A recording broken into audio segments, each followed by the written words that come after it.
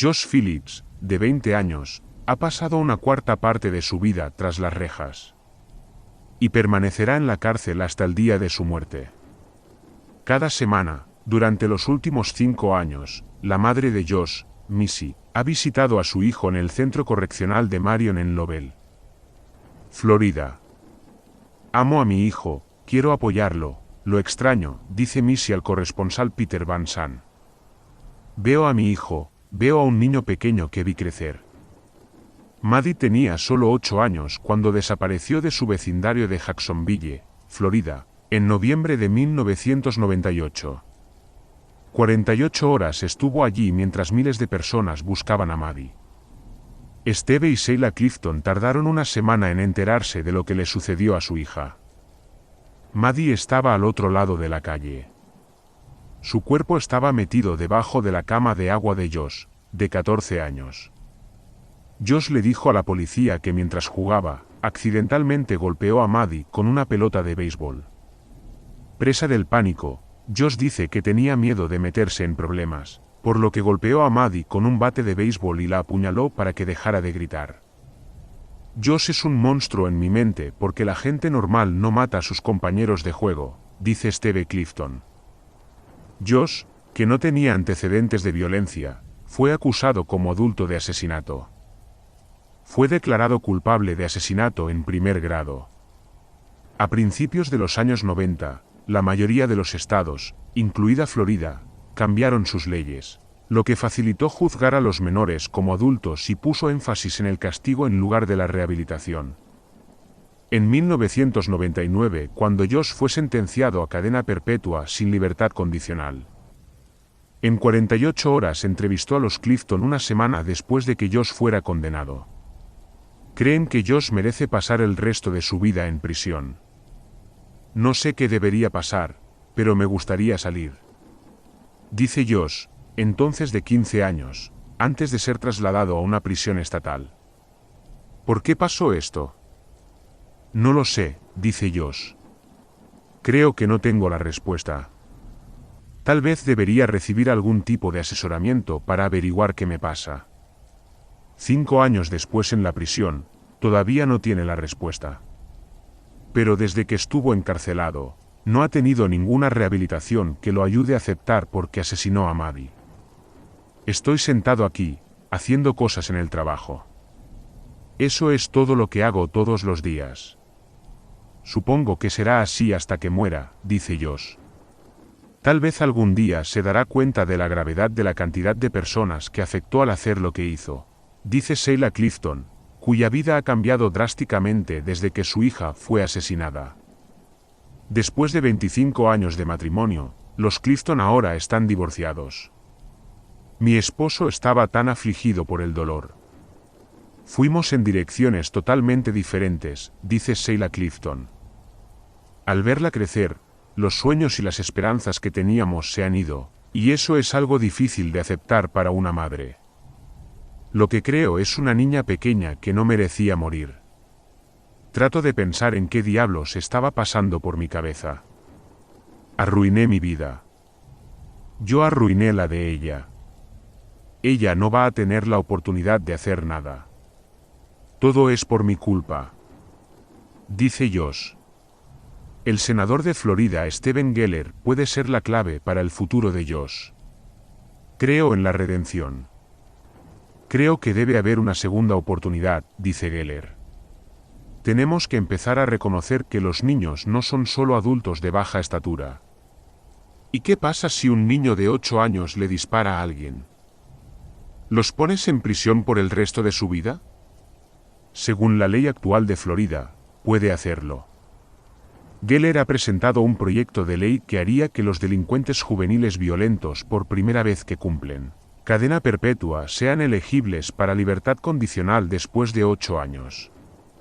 Charles Manson tiene la oportunidad de la libertad condicional. ¿Por qué este joven de 14 años en el momento del acto, por qué no debería tener la oportunidad de la libertad condicional? Pregunta Geller. Sin embargo, por ahora, la realidad de Josh es la prisión, no la libertad condicional. Últimamente, La cadena perpetua me está golpeando un poco, dice Josh. Todos los días, ves una gran línea en el médico para pastillas, y tipos con andadores, y digo que podría ser yo en otros 50 años. A Josh le ha ido bien en prisión. A pesar de vivir en la población adulta general desde que tenía 15 años, Josh dice que nunca fue agredido sexualmente ni tuvo ningún problema físico en prisión. Luego recibió su diploma de escuela secundaria y ahora trabaja como asistente legal asesorando a otros reclusos. Él quiere hacerlo bien. Quiere hacer algo de sí mismo. Creo que debería tener una segunda oportunidad para salir algún día, dice la madre de Josh, Missy. Sorprendentemente, hoy incluso la madre de Maddie ha cambiado de opinión. No lo odio. Odio lo que hizo, ser encarcelado de por vida, no puedo imaginarlo. No creo que ningún niño deba sufrir eso, dice Sheila Clifton. No creo que sea apropiado encerrarlos y tirar la llave, dice el senador Geller. La semana pasada, el gobernador conservador de Florida, Jeb Bush, dijo que está considerando seriamente apoyar el proyecto de ley de Geller. Pero si se aprueba el proyecto de ley, puede afectar solo casos futuros, lo que significa que la cadena perpetua de Josh se mantendría. Pero, ¿qué haría Josh si tuviera una segunda oportunidad? Si saliera, le debe mucho al mundo, dice Josh. Trataría de hacer todo lo que pudiera para pagarles. No sé si merezco una segunda oportunidad o no, pero sé que la quiero. 6 de febrero de 2002, Jacksonville, un tribunal estatal de apelaciones confirmó el miércoles la cadena perpetua de un adolescente de 14 años, cuando golpeó y apuñaló fatalmente a Maddie Clifton, de 8 años. La Corte de Apelaciones del Segundo Distrito en Lakeland dice que la cadena perpetua no es un castigo cruel o inusual, dada la brutalidad del crimen. Joshua Phillips dijo a los investigadores que mató a la niña en 1998 después de que Maggie se hiciera daño jugando béisbol con él. Dijo que tenía miedo de meterse en problemas porque su padre le había dicho que era demasiado mayor para jugar con ella. El juicio de Phillips fue en Bartow debido a la intensa cobertura mediática del crimen y los fuertes sentimientos de la comunidad habrían dificultado la obtención de un jurado imparcial en Jacksonville. Un médico forense testificó en el juicio de 1999 que la niña había sido golpeada en su cabeza, que tenía heridas de arma blanca en el cuello. La autopsia mostró que todavía estaba viva cuando Phillips la empujó debajo de su colchón de agua. La tarea de la Corte es solo medir la pena impuesta contra los estándares constitucionales, escribió el juez Casanueva en el fallo de la Corte. No se puede decir que la sentencia de Joshua Phillips por este crimen sea un castigo inusual. El fiscal estatal Harry Sorstein, quien personalmente procesó el caso, emitió un comunicado afirmando el fallo de la Corte de Apelaciones, señalando que fue una decisión acorde al panel de 3 jueces. Es terrible ver a un niño de 14 años sentenciado a cadena perpetua sin posibilidad de libertad condicional, dijo Sorstein. Por otro lado, es un asesinato increíblemente trágico de una joven maravillosa. Angela Cowrie le dijo a Channel 4 que el abogado de Phillips podría apelar ante la Corte Suprema de Florida, tal vez alegando que tuvo un abogado ineficaz en el juicio. Contactado por Channel 4, el abogado actual de Phillips no hizo comentarios sobre el fallo del miércoles. El Departamento Correccional de Florida dijo que Phillips, quien actualmente se encuentra en la institución correccional Marion cerca de Ucale, probablemente se unirá a la prisión para adultos cuando cumpla 18 años el próximo mes. 12 de junio de 2000, Josh Phillips parecía ser un chico típico de 14 años que vivía con sus padres en una calle tranquila de Jacksonville, Florida. Tenía un promedio de C en la escuela. Le gustaba jugar con otros niños del barrio.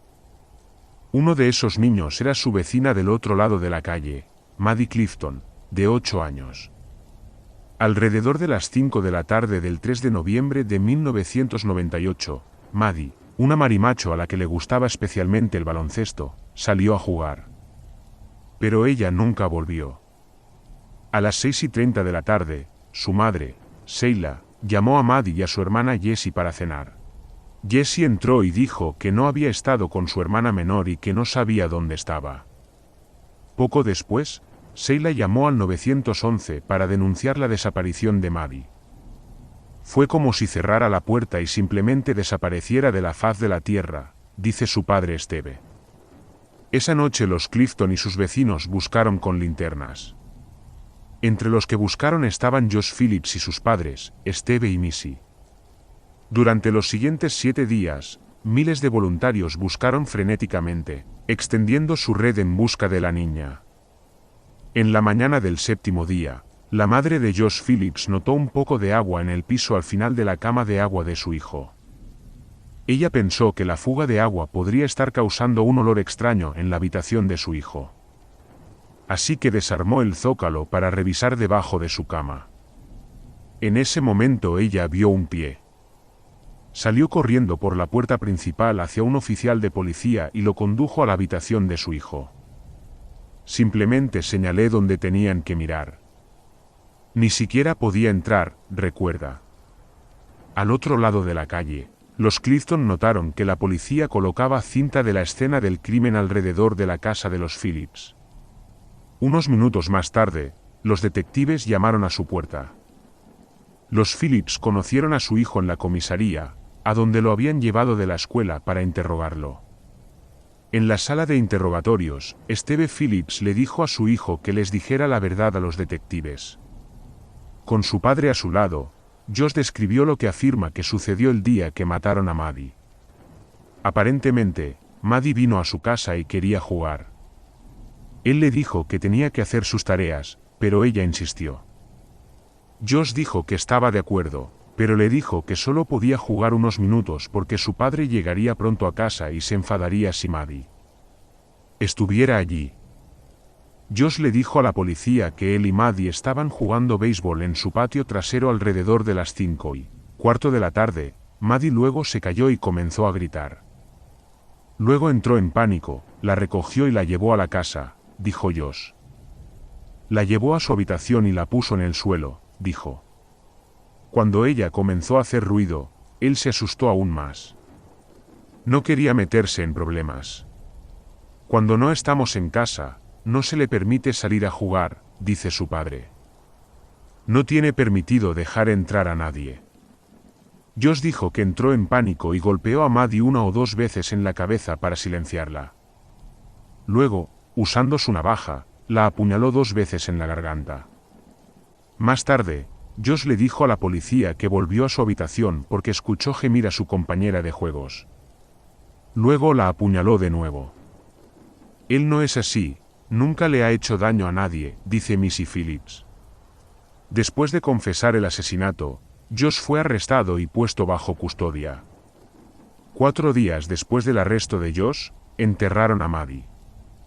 Detrás de la fachada, el 12 de junio de 2000, a raíz del crimen, los Clifton lloraron por su hija.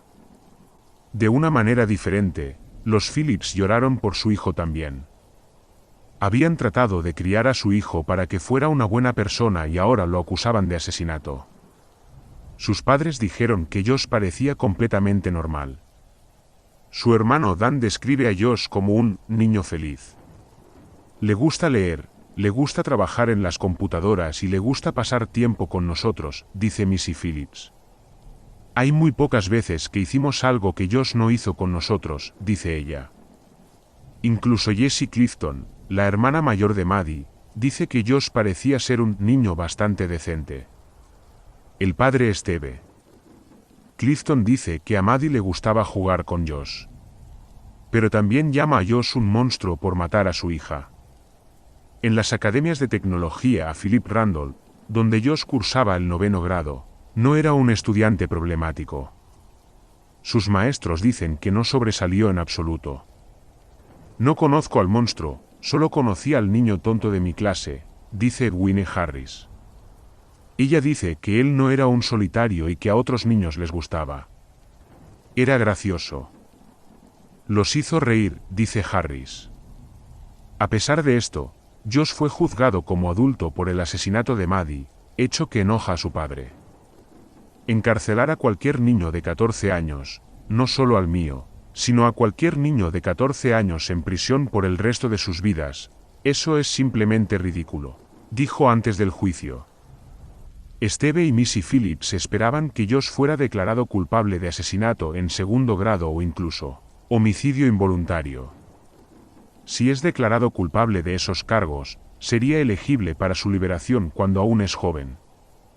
Para ayudar a reforzar el caso de Josh, su abogado contrató a un psicólogo para ver si Josh tenía algún problema oculto. Josh le dijo al psicólogo, Tom Bowery, que no había estado ansioso ni deprimido en absoluto. También dijo que amaba a sus padres. Esto no es lo que yo hubiera visto como el típico tipo de niño sociópata, que quiere matar, que quiere mutilar y que tiene placer del dolor de los demás. No creo que eso sea cierto en absoluto, dice Bowery. Josh dice que hizo todo lo posible para evitar pensar en el asesinato. Esa es una de las razones por las que me gusta leer, porque si estoy leyendo no puedo pensar en nada más. Sin embargo, Josh dijo que le tenía miedo a su padre. Estaba muy aterrorizado de su padre cada vez que surgían dos tipos de circunstancias, dice Bowery de Josh. Cada vez que tenía miedo de haber hecho algo malo o cada vez que su padre estaba enojado con alguien, agrega Bowery. Si hacía algo mal, dice Josh, él siempre tenía mal genio, y a veces, nunca sabía lo que haría. Josh dice que el miedo le hizo entrar en pánico cuando golpeó a Maddie con la pelota. Mirando hacia atrás ahora, hay algunas cosas que hice que probablemente se habrían manejado de manera diferente, dice Steve Phillips. No sé si eso hubiera hecho alguna diferencia. Otro ejercicio, un neurólogo contratado por el abogado de Josh, descubrió que tiene lesiones bilaterales en el lóbulo frontal, que pueden afectar el juicio y causar pánico. Pero el juez no permitió que estas pruebas se presentaran ante el tribunal. En julio, comenzó el juicio de Josh. Había muchas pruebas en su contra: el bate de béisbol, el cuchillo, y las zapatillas de tenis de Josh, manchadas con la sangre de Maddie. Pero la pieza más condenatoria fue la confesión de Josh. En un movimiento sorpresivo criticado por muchos abogados defensores experimentados, el abogado de Josh, Richard Nichols, decidió no llamar a ningún testigo. Toda la defensa fue un argumento de cierre. El jurado regresó después de solo 2 horas con un veredicto de asesinato en primer grado, lo que significa que Josh pasará el resto de su vida en prisión y su familia planea apelar. Hay una pieza más de este rompecabezas, que puede arrojar un poco de luz sobre el crimen. Según el fiscal Harry Sorstein, en la media hora anterior al asesinato, Josh estaba mirando sitios web pornográficos violentos en la computadora de su casa. Sorstein cree que esta evidencia, declarada inadmisible y no presentada en el juicio, apunta a una explicación. Él cree que las fotos que vio Josh podrían haber desencadenado su violencia, si Josh tenía una lesión cerebral que afectaba su juicio. Los Clifton están de acuerdo.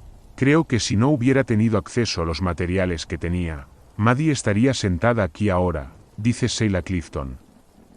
Steve Phillips atribuye parte de la responsabilidad del asesinato de Maddie a la propia víctima. Si ella no hubiera venido, nada de esto habría sucedido. Ninguna familia ha hablado con la otra desde el crimen. Ninguno planea mudarse. Tan difícil es quedarse aquí. Igual sería difícil dejar atrás la casa de Maddie, dice Steve Clifton. ¿Qué les diría Josh a los padres de Maddie si pudiera hablar con ellos? Pediría perdón, dice. Eso es todo lo que pude decir, no hay nada más que pueda decir. Supongo que diría que lo siento, pero eso no sería suficiente. Sábado, 21 de agosto de 1999, a Joshua Phillips solo tenemos una cosa que decirle. ¿Cómo te atreves? ¿Cómo te atreves a quitarnos a Maddie sin motivo? Ella fue un hermoso regalo de Dios para todos nosotros, y tu amiga, y la asesinaste brutalmente, dijo Steve Clifton, volviéndose hacia su vecino de 15 años que esperaba su sentencia en la corte. Que Dios descanse en tu alma. La cadena perpetua del juez de circuito Charles Arnold era obligatoria después de que Phillips fuera condenado.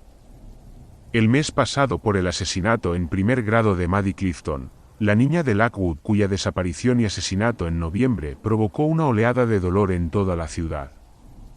La golpearon y apuñalaron, y su cuerpo fue encontrado debajo de la cama de agua de Joshua Phillips una semana después. Richard Nichols, el abogado de Phillips, dijo que planea apelar y tiene 30 días. Antes de que Phillips fuera sentenciado, los Clifton le contaron por primera vez cómo el atroz crimen destrozó sus vidas. Pero primero, la familia de Phillips les dijo a los Clifton que lamentaban su pérdida, y por primera vez, Joshua Phillips expresó algo de remordimiento. En la pequeña sala del tribunal del condado de Polk, los Clifton escucharon a sus vecinos hablar de un joven. Según dijeron, nunca había mostrado una pizca de violencia, un joven al que llamaron amoroso, cariñoso y generoso. Dan Phillips, el hermano mayor de Joshua, dijo que ve la imagen de Maddie cuando mira a su propia niña de 6 años. He pensado en su hija muy a menudo, le dijo a los Clifton. Entonces, pienso en mi hermano pequeño. Cuando lo miro, todavía veo un bebé. Dijo que Joshua Phillips, cuyos labios temblaban cuando su hermano hablaba, tal vez no haya mostrado mucho remordimiento en público, pero lloró en privado. Sé, en mi corazón, que mi hermano está arrepentido por lo que pasó, pero todavía es un niño, dijo Dan Phillips. La madre de Phillips dijo que cree que la acción de su hijo se debió a lesiones bilaterales en el lóbulo frontal, una condición que puede causar pánico o sofocar los impulsos de una persona. No puedo deshacer lo que está hecho y no pasa un día sin que piense en Maddie y su familia que la ama. Lamento su dolor, pero no puedo reparar su angustia más de lo que puedo reparar la nuestra. Con esas expresiones de remordimiento, el otro hermano de Phillips, Ben, le dijo a la corte que el tío de Maddie una vez fue condenado por un crimen y se le permitió cumplir su condena, así reanudar su vida. El padre del acusado acusó a la policía de Jacksonville de perjurio y dijo que el fiscal estatal Harry Sorstein, su asistente principal, Jay Platkin, buscaron una condena por asesinato en primer grado para avanzar en sus propias carreras políticas. Que el Estado procese a un niño de 14 años por asesinato en primer grado es ridículo y obsceno, dijo Steve Phillips. Sorstein y Platkin deberían avergonzarse de sí mismos. Sus acciones fueron planeadas cuidadosamente para la prensa y para promover sus propios logros políticos. Sorstein dijo más tarde que no había duda de que Phillips debería ser juzgado como adulto, y el juez estuvo de acuerdo. Esta audiencia tiene un final triste a uno de los procedimientos más trágicos de uno de los crímenes más atroces en la historia de nuestra ciudad, dijo Sorstein. Todos han sufrido, todos han perdido. Solo ha prevalecido el sistema de justicia. Luego, los Clifton hablaron por la bailarina, jugadora de baloncesto, hija y hermana cuya voz nunca se escuchará, cuyo sueño de convertirse en baterista u oculista terminó con su muerte. La madre de Maddie, Sheila, dijo que nadie entenderá nunca cómo el asesinato de su hija ha impactado su vida. La ha dejado, destrozada, desconsolada y con cicatrices permanentes, dijo.